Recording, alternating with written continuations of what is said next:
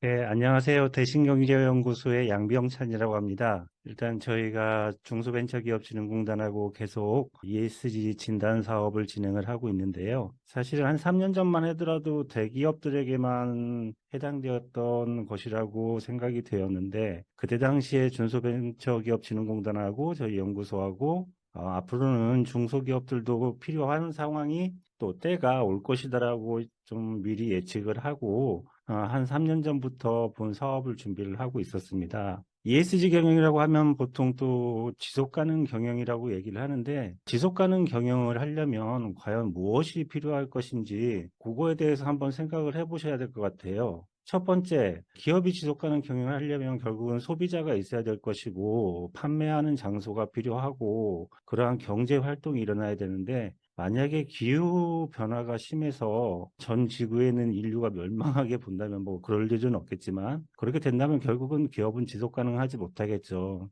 그래서 첫 번째 시각은 기후변화 위기를 저희가 막아보자 하나는 이쪽으로 좀 저희가 초점을 잡고자 하고요. 또 한 가지는 혹시 지금 강의를 들으시는 분 중에 예전에 그 페놀 유출 사고 같은 걸 기억하시는지 모르겠습니다. 한 기업에서 페놀이 유출돼 가지고 그 기업 전체 사업이 철수하는 경우가 있었죠. 그래서 이제 소비재 사업을 하다가 결국은 그쪽에서 다 철수를 하고 지금 이제 다른 쪽 분야의 사업을 하고 있는데 이러한 리스크들이 하나 발생을 하면 결국은 기업은 한순간에 위기에 봉착할 수 있다. 그래서 이러한 리스크를 좀 미리미리 관리를 하자. 그래서 결국은 기후변화 대응과 리스크 관리, 이렇게 ESG 경영을 좀 이해해 주셨으면 좋겠습니다. 그래서 오늘은 ESG 경영의 개념과 필요성 간단하게 말씀을 드리고요. 우리 HD 현대 조선부문 협력사로서 어떻게 ESG 경영을 할 수 있는지 좀 말씀을 드리도록 하겠습니다. 사실 2004년에 벌써 이제 이 지속 가능 경영이라는 단어는 나왔었고요. 다 아시다시피 환경, 사회, 지배 구조별로 환경에 있어서는 주로 아까 말씀드린 기후변화 위기에 좀 대응을 해보자 하는 것이고, 그 다음에 이제 사회 같은 경우에는 한 가지 한 가지의 이러한 리스크들, 예를 들면 뭐 산업안전보건, 산업안전보건도 마찬가지죠. 한 대기업이 이러한 리스크 관리를 잘 못해가지고 엄청나게 부담을 느끼고 안 좋은 악영향을 끼치는 경우를 저희가 많이 봐왔습니다. 그리고 뭐 공급망 관리, 그 다음에 제품에 대한 책임, 그 다음에 지배구조 같은 경우도 마찬가지예요. 예전에 이제 앨런 사건 같은 거 많이 아시죠? 회계부정이라든지 이런 것들을 제대로 관리 못해가지고 결국은 앨런도 순식간에 세상에서 사라지는 그러한 기업이 되고 말았죠. 그래서 환경, 사회, 지배구조별로 기후 위기에 대응을 하고, 그 다음에 각 분야별로 리스크가 발생할 수 있는 지표들을 좀 저희가 정해서 그러한 것들을 관리함으로써 결국은 이 기업이 계속적으로, 지속적으로 지속될 수 있는 경영을 계속할 수 있는 그러한 것들을 해보자 하는 것이 ESG 경영입니다. 예전에는 다른 말로도 많이 불렸어요. 사실은 ESG라는 게 불과 몇 년 사이에 나타난 것도 아니고요. 사실 멀리 가다 보면 뭐 기원 전에도 있었고, 한 3, 40년 전에도 우리가 뭐 CSR, 사회공헌 경영 뭐 이런 것들도 많이 들어보셨죠. 그다음에 이제 그 중간에 너무 사회공헌에만 치중하다 보니까 결국은 기업의 이윤에도 우리가 신경을 써야 된다. 그래서 같이 전략적으로 접근을 해보자. 그래서 CSV라는 것들도 나왔고요. 그다음에 이제 ESG라는 단어는 철저하게 사실은 투자자의 입장에서 만들어진 아까 그 리스크 하나하나의 지표들을 좀 관리해보자 해가지고 나온 단어가 ESG입니다. 그래서 어떻게 보면 우리 HD 현대 조선사업 부문도 사실 이 투자자들의 눈높이 ESG에 대한 시각을 맞추기 위해서 지금 열심히 노력하고 있는 것일 수도 있습니다. 이제 왜 근데 이제 앞에서도 말씀드린 것처럼 중소기업은 왜 필요한지, 왜 지금 경영하기도 힘든데 왜 우리까지 이런 걸 해야 되는지 대부분이 다 그렇습니다. 그런데 지금 결국은 중소기업도 이 ESG 경영을 할 수밖에 없는 그런 때가 왔어요. 예를 들면 아까 말씀드린 것처럼 독일의 공급망 실사법, 그다음에 EU 같은 경우에도 공급망 실사 지침 곧 한 2년 내에 EU 소속 회원 국가들도 전부 다 관련 법령을 제정 조정을 할 것입니다. 이것은 뭐냐면은 우리 공급망 내에서 예를 들면 우리 HD 현대 내에서 조선 부분뿐만이 아니라 그와 관련된 모든 밸류체인 내에서 또 아까 말씀드린 그한 ESG 리스크가 발생할 수 있는지를 전부 살펴보고 그걸 해결을 하고 예방을 하는 활동들을 지속적으로 해야 된다. 이러한 것들이 공급망 실사법의 주요 내용이라고 보실 수가 있습니다. 예를 들면 우측에 보시면 뭐 글로벌 기업의 영향, 그다음에 국내 기업의 영향, 그다음에 중소기업에 미치는 영향 이렇게 볼 수가 있어요. 여러분들도 다 아시다시피 이제 TSMC라는 대만의 반도체 기업이 있는데 여기는 한 100년치 풍력 발전을 이미 구입을 했어요. 그랬더니 왜 그러냐 봤더니 TSMC의 주 고객처가 애플 아니겠습니까? 애플에서 알리백을 하다 보니까 그에 대한 영향이 미쳐가지고 결국은 TSMC 그다음에 TSMC의 밑에 있는 다양한 협력사들에게도 그러한 것들이 영향을 미치게 되겠죠. 그래서 그러다 보니까 자꾸 아래 내려가다 보니까 결국은 저희 중소기업들에게도 그러한 영향이 미치고 있습니다. 그리고 이제 기후 공시와 관련해서는 스콥 3라는 게 있는데 스콥 3는 한 회사에 내에서 발생하는 온실가스 배출량뿐만이 아니라 그 한 회사와 관련되어 있는 다른 협력사들 내에서 발생하는 온실가스들도 전부 측정을 해서 공개를 하도록 되어 있어요. 그러다 보니까 환경적인 면에서도 우리 중소기업들에게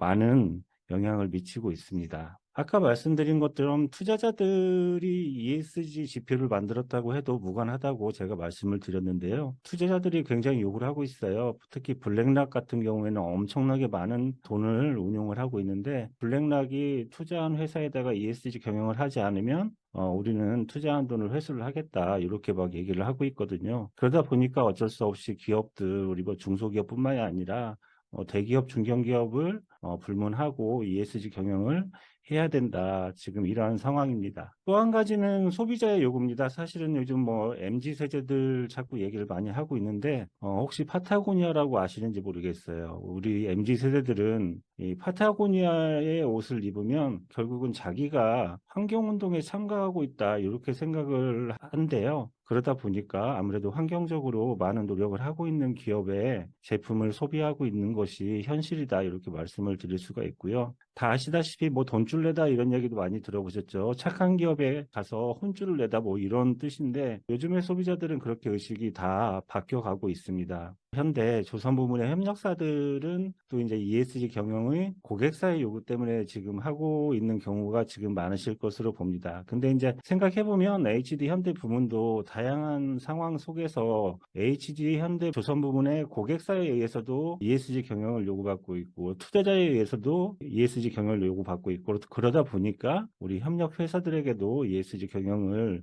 요구할 수밖에 없는 그런 상황입니다. 그러다 보니까 고객사의 요구를 무시하게 되면 결국은 이제 그 공급망 내에서 탈락할 수 있는 그러한 위기가 발생을 할 수도 있어요. 그러다 보니까 중소기업도 ESG 경영을 해야 된다. 사실은 장기적인 기업 가치하고 우리 중소기업하고는 그렇게 큰 영향이 있을지는 모르겠지만 어쨌든 단기적으로는 ESG 경영을 하지 않으면 어떠한 공급망 내 밸류체인에 들어가지를 또 못하고 그러한 진입 기회가 자꾸 적어질 수 있는 것이고요. 또는 그러한 공급망 내에서 탈락을 할 수 있는 그러한 어려움들이 발생을 할 수 있다. 그래서 우리 중소기업들도 ESG 경영을 할 수밖에 없고 당연히 어려운 줄 알기 때문에 중소벤처기업진흥공단과 이번에도 HD 현대 조선 부문의 협약에 의해서 지금 중소기업들의 ESG 경영을 지원하는 사업을 진행을 하고 있는 것입니다.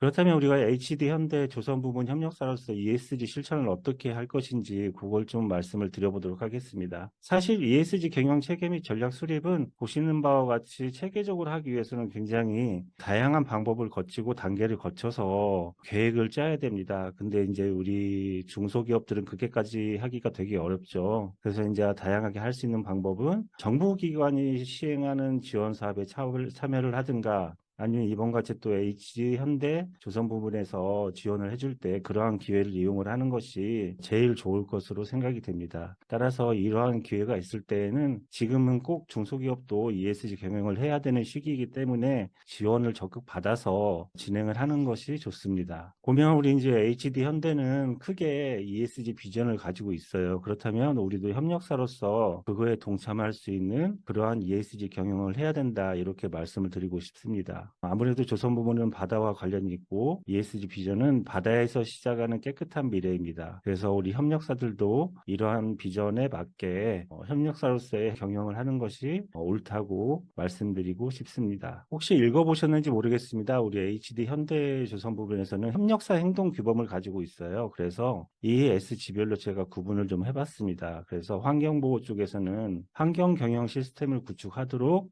요구를 하고 있고, 그 다음에 아까 말씀드린 것처럼 중소기업도 협력사들도 온실가스 배출 관리를 하셔야 돼요. 왜냐면 나중에 이제 스콥3까지 해가지고 전부 다 공시를 해야 되는데, 그러한 경우에 우리 협력사의 온실가스 배출량도 모두 산정이 되게 됩니다. 그래서 노동인권 부분에서는 또 고용상 차별 및 괴롭힘을 금지하고 있고, 근로자의 권익을 증진시켜야 되고요. 우리 조선 부분에서는 또 안전보건이 굉장히 중요합니다. 그래서 산업재해 예방 및 안전보건 관리를 하셔야 되고, 특히나 ESG 경영에서는 우리 CEO, C 레벨급의 의지가 없으면 절대 ESG 경영이 이루어질 수가 없습니다. 따라서 경영자 주도로 안전보건 관리 체계를 구축을 하셔야 됩니다. 그리고 이제 윤리경영 방침을 수립하셔야 되고, 거래 투명성 확보도 하셔야 되고요. 자율적 의사기구도 마련하도록 우리 HD 현대 조선 부분에서는 협력사에게 요구를 하고 있습니다. 혹시라도 왜 우리 HD 현대만 지금 이러는 거냐? 그렇지는 않아요. 그렇지는 않고요. 지금 국내에 존재하는 모든 대기업, 중견기업들까지도 협력사들에게 이러한 행동 규범을 놓고 이행을 할 것을 요구를 하고 있습니다. 그래서 HD 현대가 우리 협력사 지금 ESG 평가를 진행을 하고 있어요. 그래서 그거 평가에 따라서 여러 가지 혜택도 주고 그러고 있는데, 지금 ESG 평가 항목은 ESG 이렇습니다. 지금 분야별로 되게 많은 내용들이 들어가 있는데, 나중에 이제 저희 중소벤처기업진흥공단에 자가 진단을 해보시게 되면 이 내용들이 사실은 그 안에 다 들어가 있습니다. 그래서 자가 진단을 해보시면 과연 우리가 ESG 경영을 어느 정도 하고 있는지 전부 다 보실 수가 있습니다. 일단 어떠한 것들이 좀 약한지 평가를 해야 개선을 하고 그 다음에 그러한 실천을 할 수가 있기 때문에 이 교육이 끝나고 나면 자가진단을 하면서 한번 꼼꼼히 살펴보셨으면 합니다. 그래서 이제 저희가 중소벤처기업진흥공단하고 처음에 만든 게 있어요. 그래서 일단 중소기업은 모든 분야에 있어서 ESG 경영을 하기가 굉장히 힘들다. 그래서 일단 기본적으로 해야 되는 내용들을 저희가 이렇게 구성을 해놨습니다. E 분야의 7가지, S 분야의 7가지, G 분야의 6가지. 그래서 이러한 것들이라도 최소한 아무리 중소기업이라도 이행을 해야 된다. 그래서 기본 실천 항목을 저희가 정해놓고 있고요. 이따 자가진단을 하면서 어떠한 내용들인지 좀 살펴보실 수가 있을 겁니다. 그런데 이제 아마 우리 협력사들도 여러 가지 종류, 업종의 협력사들이 있을 거예요. 제조업종이라면 아무래도 이제 고탄소 업종이 되게 많을 거고요. 아니면 관련된 뭐 서비스업, 그다음에 관련된 뭐 정보 처리업, 이렇게 해서 많은 다양한 업종들로 이루어져 있을 텐데, 그래서 협력사들 중에서 자기의 업종이 어디에 해당하는지를 보고 여기에 좀 더 중점을 둬야 되겠다. 그렇게 좀 보시라고 저희가 구분을 좀 해놨습니다. 자가 진단을 하시다 보면 업종별로 추가적인 평가를 할 수 있도록 저희 시스템이 마련되어 있으니까요. 한번 잘 살펴보시기 바랍니다. 당연히 제조업, 고탄소 같은 경우에는 환경에서 보면 대기오염물질, 유해물질, 온실가스 배출 관리를 굉장히 중요하다고 판단을 하고 정해놓고 있고요. 정보처리업 같은 경우에는 예를 들면 사회 부분에서 정보 보호 같은 게 엄청 중요하겠죠. 그래서 업종별로 어떠한 것들을 우리가 중요하게 봐야 된다, 선제적으로 갖추어야 된다, 이렇게 생각을 하시면 될 것 같습니다. 그래서 이제 나중에 이제 한 번씩 읽어보시면 될 것 같고요. 보시면 간단하게 말씀을 드리겠습니다. 일단 저희가 지표로서는 이 분야에 만약에 저희 7가지를 이렇게 만들어 놨는데, 지표명은 대기오염 물질 관리. 그래서 대기오염 물질 관리를 하는 것은 무엇이냐? 그러면 6가지 대기오염 물질이 있죠. 그러한 것들을 관리를 해야 된다.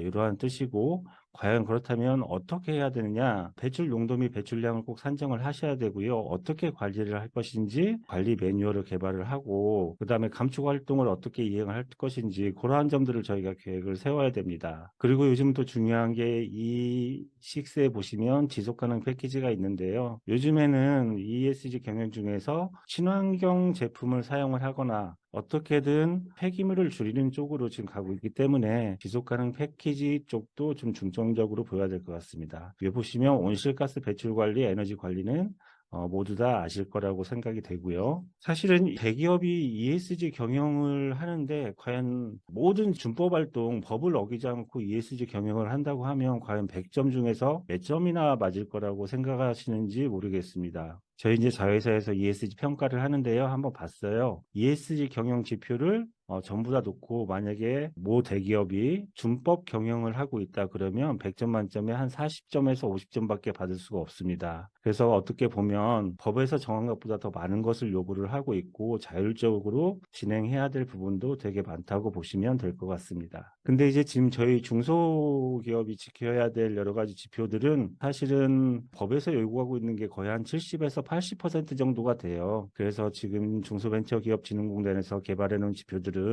철저하게 좀 관리를 해주셨으면 좋겠다 그렇게 말씀드리고 싶습니다. 일단 사회 부분을 보면요. 작업장 안전관리가 사실 우리 조선 부분에 있어서는 되게 중요하다고 생각이 되고요. 그 다음에 협력회사 커뮤니케이션, 그 다음에 노사 상생문화 조성, 그 다음에 이제 강제 아동 노동 노동금지는 전 세계적으로 요즘 굉장히 중요하게 생각을 하고 있는데 사실 우리나라에서는 법으로 금지하고 있고 강제 아동 노동을 시키는 경우가 거의 없죠. 이러한 경우는 동남아시아나 저쪽 아프리카 지역에서 이러한 현상들이 많이 발생이 되고 있어서 전 세계적인 다양한 규제 내용 중에 다 포함이 되어 있습니다. 혹시라도 만약에 이러한 상황들이 발생이 되면 바로 계약 해지가 되는 그러한 경우가 대다수입니다. 그래서 요건 꼭 살펴봐야 되고요. 차별금지, 정보보호 이러한 점에 굉장히 신경을 많이 써 주셔야 됩니다. 그 다음에 지배구조 같은 경우에는요. 사실은 이제 대기업이나 중견기업 같은 경우에는 뭐 이사회 운영이라든지 그 다음에 지배구조의 체계 이런 것들을 좀 많이 보지만 우리 중소기업들은 아까 말씀드렸죠. 한 가지라도 잘못되면은 결국은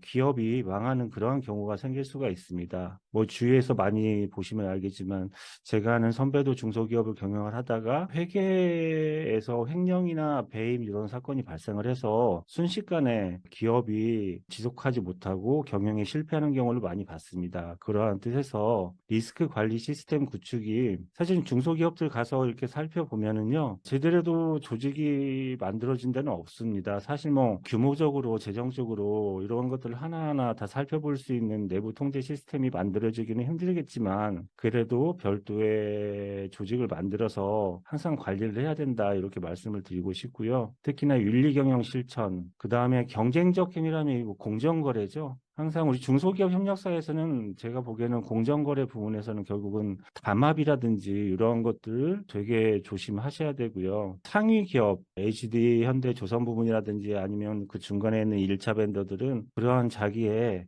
시장 지배적 지위를 이용을 해가지고 그러한 것들을 남용을 하면 안 되겠죠. 그래서 지금까지 말씀드린 것처럼 다양한 지표들이 있는데 우리 협력사들은 이러한 지표들을 아주 기본적으로 이건 실천해야 되는 거다 우리가 이렇게 생각을 하고 ESG 경영을 좀 진행을 했으면 좋겠습니다. 지금 자가진단을 하시면 ESG 플랫폼에 저희가 뭐 기본편, 실전편, 업종별, 그 다음에 수출 국가별 해가지고 안내 책자가 지금 올라와 있습니다. 그래서 혹시 기회가 되시면 중소벤처기업진흥공단 ESG 플랫폼에 관련 자료를 다운받으셔가지고요. 한번 살펴보시고 언제든 궁금한 점이 있으면 중소벤처기업진흥공단이나 아니면 저에게 연락을 주시면 됩니다. 네, 감사합니다.